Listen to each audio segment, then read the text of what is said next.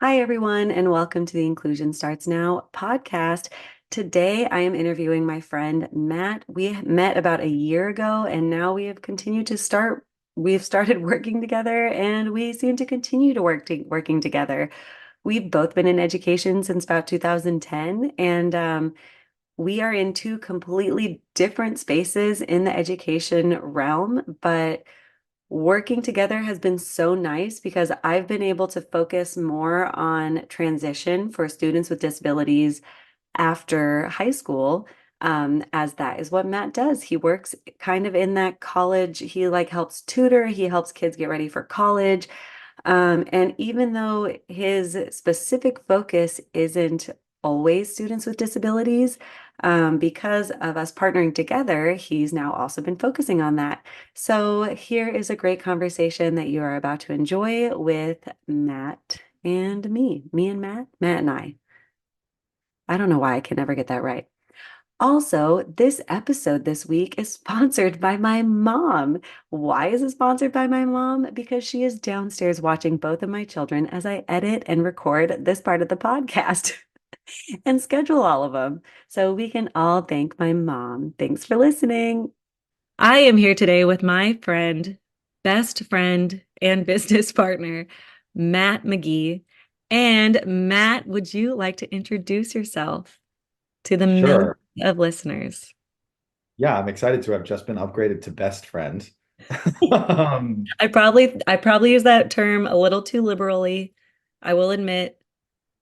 I think I'm going to hold you to it now.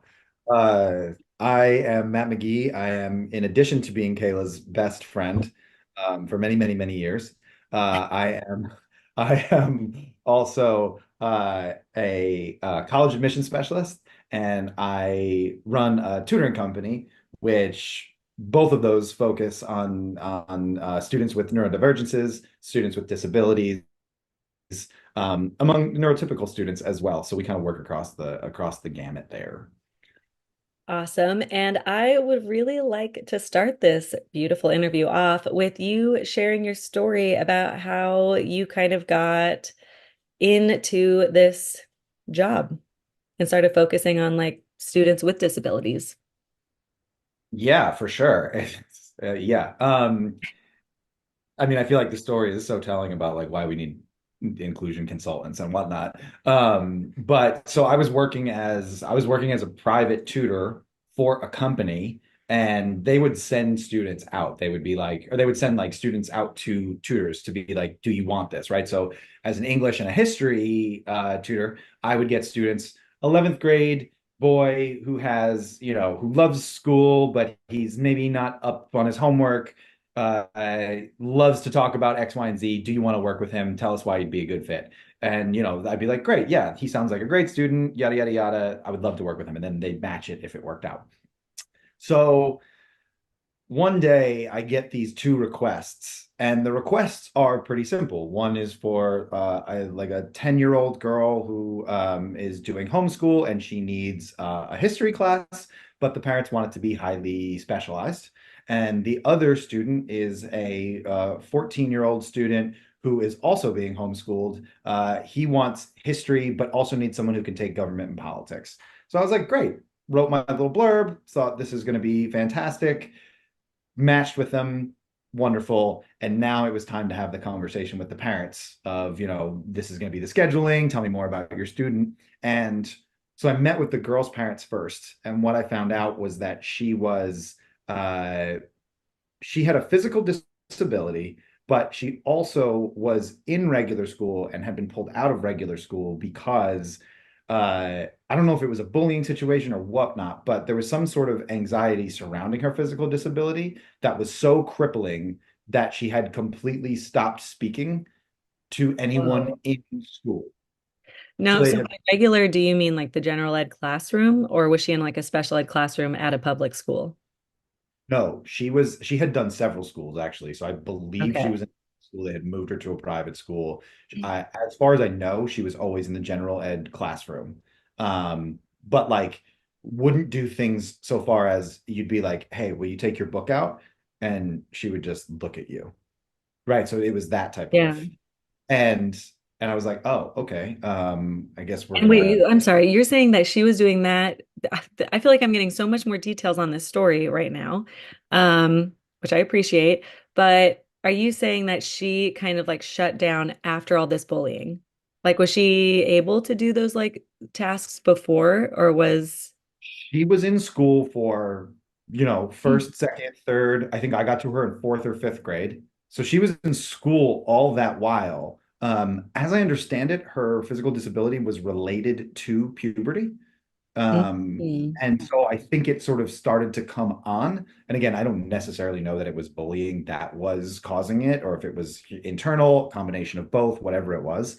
But yes, my understanding was that she was fine for all of these years. And then as it started to come on, that's when they were starting to troubleshoot for it. And I know that they were like 6 months to a year in of switching schools, working with the learning specialists at schools, and like not able to do it. So that's why they went with a completely like homeschooled online option. She wouldn't even have people in person or anything like that. Um, and I thought like, well, okay, so that was the first student. The second student, I called that parent and found out that he was autistic, and that they had pulled him out of school because they, like the other parents, had tried a number of situations, but essentially discovered that he was having panic attacks whenever he was in class, right? So he was basically all day having a panic attack. He was sitting there and yeah. his heart was like 150. And so they were Oh like, my gosh. we have to get him out of school. And he presented very similarly with like the way that a lot of autistic people do. He had very rigid beliefs. He was very interested in what he was interested in. And if things didn't go well, he could kind of like shut down and you had to then troubleshoot for that. And I was sitting there thinking like, why was I contacted for these students? Because I have no background in working with these students. I don't know anything about special education. I've never worked with a student with special needs. I don't know how I got these people. Uh, and I remember sitting there and having that message like typed out to the tutoring company, but then realizing like I can't pass up the money that's going to come with this because when you're like tutoring with a company like that, you're making like $25 an hour, right? So you're like, I Rolling need in it. it. Yeah, exactly, right? These families are paying like $200 an hour and they're like, great, let's pay the teacher like $25. And you're like, okay, so that's another, if these kids are going to go to school 3 days a week and I get them, like that's another 250 to $300 a week. Great. Yeah, I could use that. And so ultimately, probably against my better judgment, I was like, yeah, great. We will do this. We're gonna give it the old college try. Uh, Um, and from those experiences, which I mean, I can get into further detail if you want to hear how those went. It led me down the path of kind of like realizing what students with disabilities, neurodivergent students, are facing and the kind of support that they get. Realizing that if you were throwing me in with what I knew at the time, that they were not getting sufficient support. Um, and and then kind of being like, oh, I think that there's a space for that. I think that there's a place where we can kind of address that and moving toward that.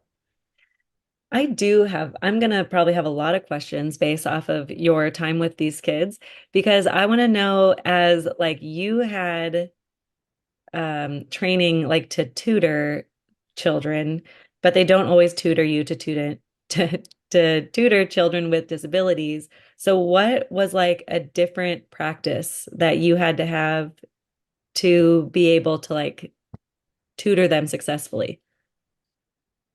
Like everything. That's the like the first thing that jumps off. So they were very two different cases. One, the girl and I got off to a very rocky start. Um, Ultimately, I was very successful with her. The guy and I, the older kid, got off to a really good start, but ultimately I wasn't successful with him. When you're in the tutoring space and you're like used to dealing one-on-one, because I was never somebody who was in the classroom, you're used to like kind of having a rapport with the student, right? Like that's kind of the first thing you have to do. Whereas if you're 20 to 1, you're kind of like, let's just follow the curriculum as much as we can. So I was always pretty good I was going As to say for teachers, you should try to still have a good trusted relationship with your students. But yes, you are correct that it is much harder when there are 20 students in the classroom and you're trying to as hold someone who has relationship with as some all. yeah, I mean, as someone who's like pushed into classrooms and seen teachers trying to do like 25, 30 students at a time, you're like, it's near impossible. Like I one-on-one struggle to build rapport with certain students. And I'm like, I don't know how you do it with 25 kids who are all in like different places and like bouncing off the walls and it's just to me, I'm like, that's an impossible task. Well, Uh, I actually think the one-on-one tutoring is harder because you're dealing with like that person the entire time. So like, because I've done some tutoring too, and it's like, I don't know, when you want a break or if they're having a hard time and like they want to like, maybe they need like some space to do their own thing. Like that's what I liked about the classroom that you like come in and you check in and then you're like, okay, like you're gonna keep working on that. I'm gonna go over here. Like you get really used to floating. And I feel like I even do that with my own kids. Because when I was a one-on-one tutor, I felt like those hours were so long. I was like, this is so much attention and work to be doing this for a whole hour or however long you're tutoring. I think it can be because I remember my first days tutoring and thinking that as well too. Where you're like, I have to lesson plan for an hour. And then the way I sort of adapted, and this was how I was really successful with the girl, was that I got to a place where I was like, oh, wait. We cannot just be doing lesson plan, follow the curriculum. That can't be the method. The method has to be we are two people together having a conversation, learning about each other, and really just sort of um existing as two friends would. And I think if you're a skilled teacher, which I like to think of myself, right, you start to go, all right, I can have this conversation with this 10-year-old human in front of me, and I can guide it to the points that I want it to have, but it's gonna go into strange 10-year-old places. And you just kind of have to be like, cool with that. And I think that was one of the things that like I struggled with her at first because she would like talk to me about things and ask me about things that I was like, I don't fully know how to do this, but you start to kind of just adapt to it. And I got to a place with her where I think a lot of teachers will relate to this, right? She wanted to know everything personal. She wanted to know like, did I have a roommate? She wanted to know like what kind of like did I live in a house or an apartment? But she wanted to know all these personal things. And when you're a teacher, you have to like walk that line of like, how much am I going to let in to like keep Yeah. them there and how much is like unacceptable. And I had to do that with her to the point where it would be like 5 to 10 minutes of me telling her some like gossip from my life. And I would like 10-year-old it down.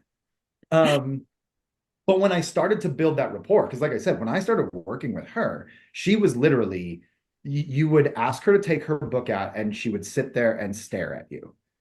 And so I was here, I'm like this like mid 30s guy, trying to not scare this 10-year-old girl who's not going to take her book out. And so getting in that way through like, what's going on in your life? And I'm like, yeah, you're not going to believe what Ashley said to Jeremy last night. Right. And she's like, oh my God. Right. And then we do that for 5 minutes. And I remember the first time we were talking about it and I was telling her this story. And she was like, oh, okay. Well, I guess we should probably do some work now. And she pulls her book out and like we were off and running. um, and I was like, oh, that's it. And so to me, that's where it was an aha moment insofar as like being extremely adaptable to the student who is in front of you. And also to your point about like it being very like having to it's so much focus, right? It's so much attention. And to the point of like this is not particularly hard work. You and I know each other. You and I have a rapport, but we're still going to talk about the things that we have like scheduled to talk about, and we're still going to hit the points. And like to me, that's where like the beauty of one-on-one tutoring is, and where kids like her start to succeed in like the one-on-one model when they can't in like the 1-on-30 model or whatever it is, or even like a 1-on-12. Yeah. So did either of these students ever go back to public school? She's back in public school. Oh, that's awesome. So did you help find like the appropriate accommodations or support that she needed to get back to school? I didn't. I kind of continuously just like updated her parents, like this is where she is, this is how she's going. And I think it was actually funny because she was having difficulty with the other teachers. So like the Spanish teacher, I remember having an issue, but she started like everybody started using this method. It was like she's pretty good if you start to like talk a little bit about like what's going on in your life, then she feels Yeah. comfortable and like open up. But like once we started to figure out that, she was able to start getting on top of her anxiety. And like her and I actually still have a relationship. She will like out of the blue, because she's like 14 or 15 now, she'll like FaceTime me and be like, hey, like I'm making cookies. Like, you want to make cookies? And I'll be like, yeah, sure, we can make cookies for 15 minutes, you know. But no, I didn't ultimately have any say in like where they got placed. I think she just had to get on top of her anxiety um, to be able to get back into a space where she was comfortable dealing with like 25 people. Yeah, I that is such both of those are such great examples of what I think I see a lot when there's like struggling with inclusive practices that students are, we don't see what internally is going on. And so we don't know. And then they have a behavior, and then everyone, they discipline or they yell, and, they're trying to be super strict with these kids that are trying to they're trying to communicate that they're like stressed out, they have anxiety, that maybe depression, like, we usually don't know all the stuff that is going on at their house, and all the internalized ableism that they could possibly be getting. I mean, if children already go through the system to get diagnosed, they have already gone through more doctor's appointments and assessments and therapies at such a young age. And I'm sure they're overhearing their parent and doctor have the conversation of like, well, they're pretty behind, but we're gonna keep trying to do this. Like, why maybe we should up these minutes. Like, that cannot be like healthy to keep hearing over and over again. So it sounds like your relationship, well, I guess with one of them was really successful. So what happened with the other one? The other one we started out very strong because one of the things that I think I find most difficult, and one of the reasons why I struggled with her out of the gate, is that like students who are engaged are very easy for me, right? If you think about what I just kind of like talked about, you're like, great, if we can have this conversation, we're good. But if every time I say something, if you don't play the game with me, then, it goes out the window. So he was very engaged from the start. And so that made it easy to have these conversations. But the trouble that I ran into was when you're teaching history to an autistic student, at least the way I look at teaching history and politics and government, you need to be very careful about like not teaching the what, but more teaching the how. And what I mean by that is that I think you turn people off when you teach history, insofar as in 1900, this happened. And then in 1910, this happened, right? And people like glaze over. Like you can talk to a dork like me, and I'm like, and then what happened in 1920, you know? But but most people are like, I don't want to do that. And so I think the value of I history, am with most people. of course you are.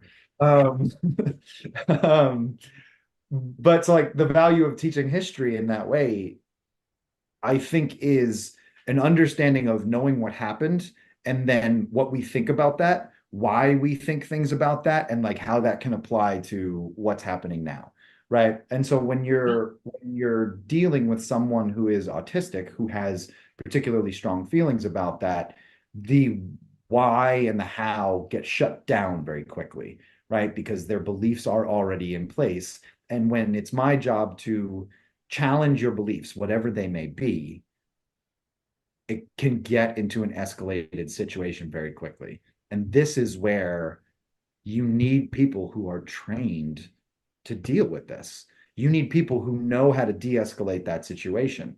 I remember working with the family had a therapist, a psychiatrist. I don't remember exactly what her title was.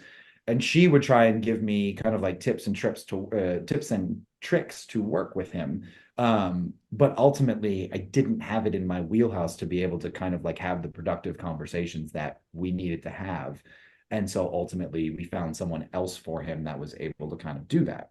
Um, But yeah, I think it speaks again to the fact that like when the family came to the company that they found us through, that company should have had the conversation to say like, what kind of person do we need? Can we talk about this student's proclivities? Can we talk about his tendencies? Can we talk about where his hangups are so that we find somebody who's going to be able to deal with that? And I think that's very difficult in a $25 an hour model because you're hiring whoever will take the job at that point, right? And you're just kind of going like, hey, you need a history teacher? Let's find you a history teacher. You know, like this guy teaches history. Um, Did he have an because IEP?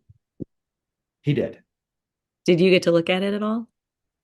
Not the like formal IEP. Like I would get like messages from the parents of like these are the things that you need to hit in the lesson. Oh yeah, that wouldn't because in the IEP there's portions where it says like what kind of accommodations the student needs, what kind of like support helps them, be more Sure. successful. So I feel like that information would have been really helpful to you and you did not get it, I'm I assuming. think that information would have been helpful to the company, right? So like if the company, you know, whoever does the intake, the learning specialist or whatever it is, they should have had that information to know this is the kind of support he's going to need. Because I would get messages I would get messages from the mom, which sort of addressed some of those things. And it wasn't like what he was dealing with was an unknown to me. It was more just that I wasn't necessarily trained or the person to be able to work with him. You know what I'm saying? Yeah, no, I mean, I've probably said this on like 50% of my podcast episodes that the training I have received in the most specialized program that I was in, which was focusing on students who are deaf blind, I felt like so many of those techniques would be helpful for like all special education teachers to learn Mhm. but I also feel like so many of the things I learned as a special education teacher would be so helpful for teachers to learn. And then I just feel like so much of all of that information would be really beneficial for like parents to know or anybody who just like talks to a child. Yeah. Um, but I definitely learned some things that I mean, I do with my own two children who, as of now, don't have a disability. So it's interesting to me that it gets so focused onto like certain disabilities or I don't know, because like with teachers, especially general ed teachers, they are running into so many students who could be like on the spectrum or could just have like a milder form of a disability, but those are the teachers that are like the first ones to see them. And if they don't like have any sort of background information on that, they're coming into it like, why is this child not listening? Like, why are they misbehaving? And then they just start getting stricter instead of like actually finding a way to get them interested in like what they're learning or finding support that they need. The amount of that happens is absolutely bananas because I mean, I remember working with a student um, came to us, needed help with history, and talking to the mom, and she's like, if you could help him with his handwriting, that would be really helpful as well. So I said, okay, I will let the tutor know. So the tutor goes off and they're working on history, whatnot, and they're working on the handwriting and everything like that. And so we're communicating, and it comes out that the kid had and I don't know the ins and outs of CP, but had a very mild form of CP, which Yeah. if I'm getting this correctly, was like increasingly more mild the older he got. Increasingly more mild, like it So was it going away. decreased it. Like, yeah, that's what was being expressed to me. I don't want You know to say what? So that do you could be know any, sorry, do you know about cerebral palsy? very, very minimal. I mean, I could say I wouldn't even say I'm like the specialist on CP. I've worked mostly with the deaf-blind population, autistic students, or like other health impairments where it's like been a lot of medical needs. But, well, which cerebral palsy can fall into. But cerebral palsy is because of something happening during birth or during lab delivery that they either like get too much oxygen or not enough oxygen. And it like affects the way that the brain is developing. And so it's like the brain isn't able to make all the connections to the rest of the body and tell it what to do. But there is a huge spectrum. Some people who are diagnosed with cerebral palsy could be walking and talking and just have like a minor disability, where some people with cerebral palsy are like use a wheelchair as like their primary source of, Transportation. Yeah, how they thank get you, around. like of, yeah, getting around and might take longer to like form sentences or so it is. I mean, and actually I wanted to say this at the beginning when you were, I can't remember what you said, but it's like a quote that's really big in the disabled world, probably more with caregivers. I'm actually not sure. Maybe everyone. It's saying like when you meet one person with autism, you've met one person with autism. And it's like that with all disabilities. It's like you meet one person with cerebral palsy, you've met one person with cerebral palsy. Like, yeah, of course, there's going to be people who have similarities, but like every person is so different and unique in their own way that it's like we shouldn't just be like, oh, you're autistic. Well, let me do it this way. Cause like and I feel like a lot of the teaching model is trying to change into this like child-led teaching where, and it's kind of like what you did with that little girl of like, she needed to hear that like you were a person and had a life outside of her to be able to like connect with you and like want to do the work and like be motivated. And so then all of like you and all the teachers started doing that. You all found the way to like get her motivated and connect with her, um, which is all a great example of child-led teaching. So congratulations, you get the badge of honor for child-led teaching without even knowing it. I will expect a pin or a ribbon in the mail. We recently just did a webinar together about IEPs to college. Is that what we called it? We called it supporting students with IEPs on the graduation track to college with an No, IEP no, student. no, that's Students wrong. supporting graduation track, college, IEP. Those are like the keywords. So for Okay. anybody listening, if you want to search Google for it, I don't think you'll find it, but those would be the keywords. Well, you wouldn't find it because you had to basically give us your email to get the link. So if anyone's listening and you want the link, give us your information. Or just It's a join us lot on our better. Facebook group, which we'll talk about at the end. But I'm totally getting off topic. It's a lot better than our description of it. The webinar is actually useful. Our description of it was useless. I think the webinar is so good, and I think it is such an important topic because so many people, especially parents who, well, so many parents who get a diagnosis for a disability with their child, struggle with a lot of obviously the ableism all around us. And then they start not really knowing what their child is going to be able to do someday. And a lot of it starts, in the medical system and at school. And one of the things I always did as a teacher was I would always mark their IEP, like there was a little checkbox to say that they were on graduation track. Even if they were like in first grade, I did not care. I would always put it on because I wanted everyone to have that mindset that we all want to try to find the best way for the student to succeed. And you actually have stories of disabled students who went to college and basically like used their disability to their advantage. And I would like you to talk about that now. Thank you. Is there a question in there, Kayla? No, I am a professional podcast interviewer. Um, Kayla just likes to prompt people. Um, That is true. That is true.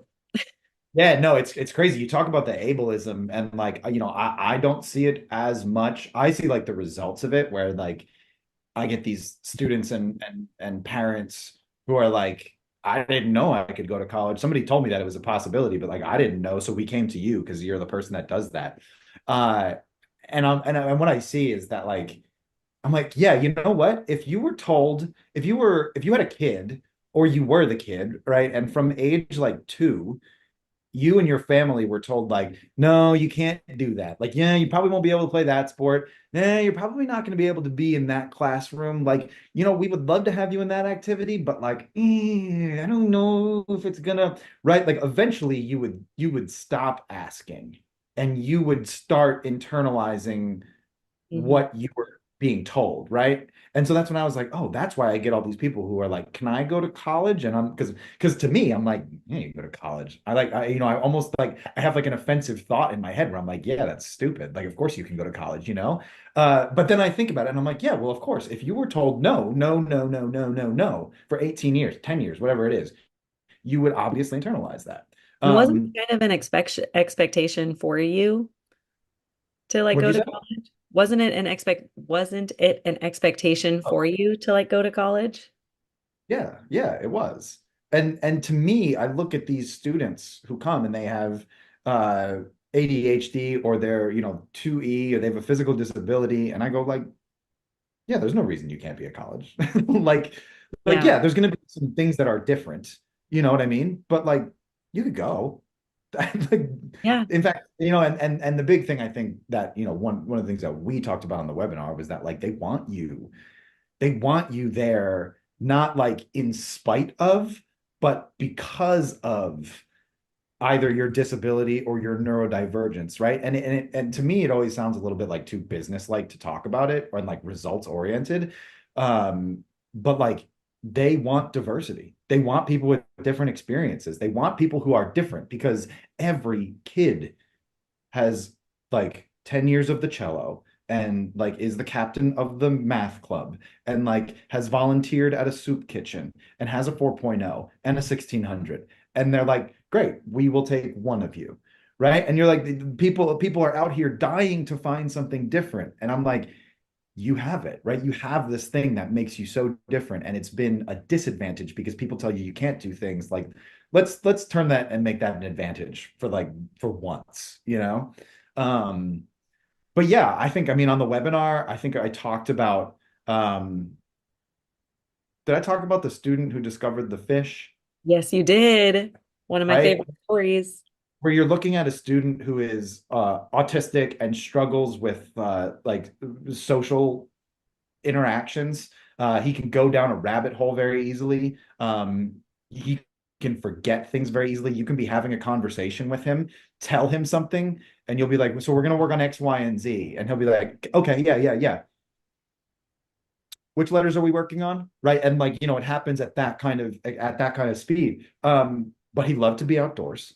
He loved nature. He lives up in Sonoma County, so he had all this like space that he could go out and be out in space, and he would do that stuff.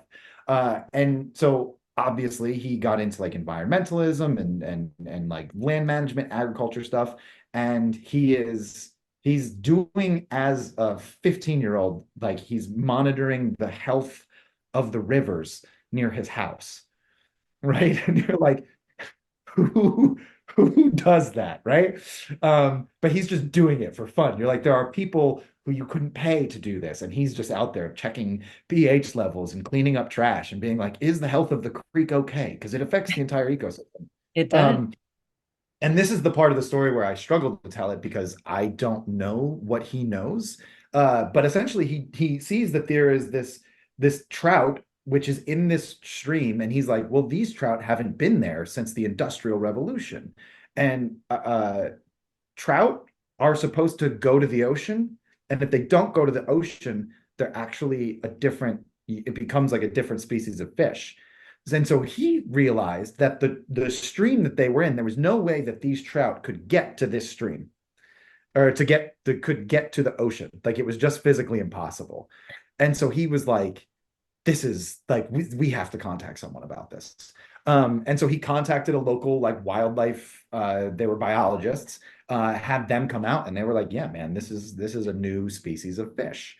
So from there, we took it and we were like, great, independent study. Let's work with the biologist. We'll do a research project, all from his intense interest in the protecting the health of the river and being out in wildlife and agriculture and whatnot. And he got into Berkeley on that, right? He got into a couple of other schools as well, but like that's the type of stuff that you're talking about where you're like, that's not gonna, Like people that's don't think that it'll help. But I mean, and actually, this is another example of child-led teaching that, we saw the student's interest, or you saw the student's interest and used it to their advantage. And which I feel like, and correct me if I'm wrong, but like that's what colleges want. Like they want to see the individual uniqueness that you're bringing to something. And I feel like there's so many times where people who are neurodivergent, they're like, these are the social norms, these are the boxes to fit in, you should do it like this, instead of like embracing their differences and being like, great, you're into that. Let's see if anyone else is into that. Like, or how we can connect this, absolutely. whatever. Absolutely. Like if I could give like one piece of advice to the people listening, I'd be like, forget about the boxes. Like the boxes cannot help you. They can probably help you in certain aspects of life when you need to be in a box at times and like maybe try and fit in that box. I can't tell you when, if maybe at soccer practice you should fit into the box. But like when it comes to college, to forget about the box. Like leave the box, break the box, break the box down and put it in the trash. You know what I mean? And it's like I it's so interesting to me that you're talking now about like student-led education, student-led teaching. What was your Yeah. term? I think Uh, student-led teaching. student-led teaching. Student-led education sounds more Okay. professional. Well, Um, this is my podcast. Go make your own. um, uh, but to this idea of like things being student led, where I'm like, why is that even a thing just in the special education community? Because when when we work with a student, especially if they're applying to college, to me, the thing about like standing out is like, all right, so like where are you as far as like a passion? Like, what are you interested in? This was a student who we worked with who is not neurodiverse, but she was very much like, I'm into fashion. And she was very much the student that you would expect. She was the stereotype of the person you would expect who was into fashion and design. And her parents were like, we don't know what we're going to do because like she had very good grades. She was a very good student. She was interested and engaged, but she just like really liked fashion and that was what she did. And her parents were like, what are we going to do with this? Like, she's not going to go be a fashion major. But she started a YouTube channel her freshman year of high school, right? And so it starts out with like 10, 15 people following it or whatever, but like it started to slowly like her like the kids in the school found out about it, and then so they like went to her for fashion advice, right? So then more Uh, people discovered it. So then we were like, hey, like, maybe do a fashion show. So she did a fashion show. We got it covered by the local paper. And you're like, this all, and eventually, so she applied to Penn, got into Penn, and by the end of her senior year, it had like 50,000 followers or something like that, right? She's not going into fashion. I forget what she's majoring in, but she's not going into I fashion. And mean, I'm it like, sounds like business. I was gonna say like, I don't know, business or Penn event doesn't, they don't have, organizing or something. I think it was econ because Penn doesn't have a business school. The point was though that like people think that there is like no space for their interests, right? And we talked about this with the webinar when we were like, hey, what if we do with a kid who really likes throwing? You know what I Yeah. mean? Great. So like there is something there. If you can take fashion and design, turn it into a YouTube channel and get into an Ivy League school with that, there is There's so some- much room. Forget about the boxes. That's the whole point of that story. It's a very long story to say forget about the boxes. Well, it worked out because that's kind of a question that I've been starting to ask people at the end of our interviews is what kind of advice do you have for people? So you've already done it. You don't get another one. Sorry, got to be Wow. super tough. No, I'm kidding. Do you have another one? If I had one piece of advice, um, and I don't get to say break down the boxes, you really screwed me here, Caitlin. I think the thing I would say is, especially for like neurodivergent students with disabilities, families that are surrounding that, is just do not take no for an answer, right? Because it seems as though everywhere you go, you get told no, you get told you can't, you get told we can't do that, even when you know that you can do that. We have students all the time who will play, they'll go to college, they'll get all these accommodations, and then the professors are like, yeah, no, you can't do that. And the student doesn't necessarily have the wherewithal, but like we have the wherewithal to go in there and be like, actually, this is what you have to do. So understand that like you're going to hit these boundaries and they're going to be institutional boundaries, whether they're the school, whether they're other organizations, whether it's a tutoring company who you're like, yeah, I have special needs. And they're like, great, we're going to give you this guy. Whatever it is, know that like if you keep advocating for yourself and you keep looking, and I know it's exhausting and I know neurotypical and students without disabilities don't have to deal with it, but if you can keep doing that, look for the support groups, find the people like Kayla, you will get the answer that you need, you will get the accommodations that you need, and you can do so much more than what everyone else is telling you that you can't do. Dude, snap, snap, abolish ableism. That's what I heard with all that. Hashtag. Well, I absolutely loved that both of those pieces of advice. Now, Mystic Cat's tarot card thing at my local bookstore, which I sold some of my books at. This And episode was shot on Friday the 13th, so doing tarot and spooky stuff on yeah. that's that makes us even cooler. But I'm gonna Oh, do there's this a black very cat guest on. Okay, I'll stop talking. Do you want to pull up your cat while I do this? My cat would be terrified. She wants no part. Oh my gosh, I totally forgot it was Friday the 13th. Now this kind of feels like whatever you ask it is going to be really I'm gonna creepy. get the death card. There's no death cards. It's a cat one. This is a fun one. I But pretty thought much I tarot. sold I sold my books to this a local bookstore, and basically she gave me cash, and then I was like, and I will take this. And then gave her most of the money back. Best purchase So, of my life. so we're selling books for tarot cards. Cool. We're setting a really great educational standard here. All business, man. It's all business. Okay. So We I'm do gonna not shelve it. advise this to the parents at home. Keep the books, leave the tarot cards at the store. Dude, I've been wanting, these are so freaking cute. You're hopefully gonna love it unless you get a really bad reading. Okay. I'm not sure how I'm gonna do this on here. How about this? Tell me when to stop. Stop. Okay. Let's see. It is. Wait. Oh, it's facing the right way. You got the judgment card. Now, here's the That, fun thing. I have to go look through my book and tell you what it says. Okay, you got judgment. The book says, and it was upright. So it's judgment awakening, is what it says. The little snacks are here to be considered by their furry overlord. It is time for them to be judged by him and join him, possibly in his belly, is in parentheses.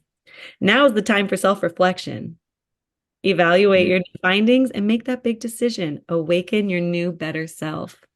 Oh, that's such a cute one. So I got go eat snacks and then improve yourself. yes, in that order. You'll be happier if you eat the snacks. Do you have any big choices coming up in your life? Well, no, but I did just get promoted to best friend. True. It's right. Tarot cards never lie. Thank you, Matt, so much for being with me on here and continuing to work together. And oh, I guess anybody listening, we should Plug talk about our the Facebook group. plug our Facebook group, Kayla. Would you Come like to on. talk about it? Kayla and I have a Facebook group. It's called the Inclusive Learning Collective. Uh, Got that name one, right? we know more than just the keywords for that. Um, it is on Facebook. We have all sorts of resources on there. We try and post one or two a week that kind of blend in with the theme of what's going on right now. So you might go on there and currently you might see stuff about back to school or college applications because that type of stuff is coming up. Kayla likes to post a lot more of the technical stuff since she is aware on that side. But it's also just a community for people to kind of share their experiences, let sounding board, advice, everything like that. And it's really awesome. Best Facebook group. Well, I would say second best because Buy Nothing will always have my heart. I have a huge problem with that, but that's on a different story. Best educational Facebook group ever. She's not lying. She's not lying. Well, thank you, Matt. Oh, and again, sorry. I mean, how can people contact you if they want to reach out to you? Oh, for sure. You can find me on Instagram. We are at MRM Education. I also have like my own personal page, which is at Matt McGee underscore ed consulting. And I also have a new free resource of my own, which is also a Facebook group called Free College Admission Support with Matt Ooh, McGee. And so everybody, you can come on there, ask any question you want. It's basically an attempt at trying to give college advice to people who can't necessarily afford it. So come on into that group. Again, we're posting like college advice. We go live, answer questions, edit essays, do fun stuff like that. And that is the best way to get in touch with us. that's awesome. I'll also make sure to put all that in the show notes because I am official. Well, thank you so much. And thank you, everyone, for listening. Thank you, everyone, for tuning in this week. And if you have any comments or questions, don't be shy and leave it below. All the links we talk about are in the show notes. And have a great day. Inclusion starts with you, and we just want to help. Bye.